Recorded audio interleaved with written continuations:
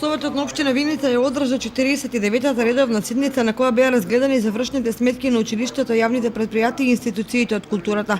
Усвоени беа и годишните сметки на основните училишта Славчо Стојменски, Никола Парапунов, Коча Рацин, како и на Домот на културата Тоша Арсов, библиотеката Ванчо Прке и јавните претпријатија Кари и Солидарност.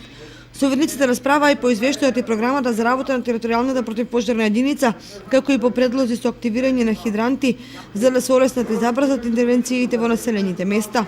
Годишниот план за вработување во општина Виница, со кој се предвидени 8 нови вработувања на места, кои дел се испразнети по различни основи, не ја доби мнозинската поддршка од советниците.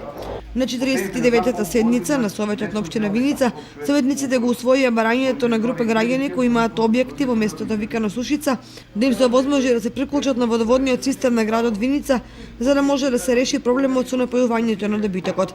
Советниците го разгледаа и барањето поднесено од основниот суд од Виница, во кое се бара да се обезбедат службени паркинзи кои ќе бидат користени исклучиво од вработените во оваа институција.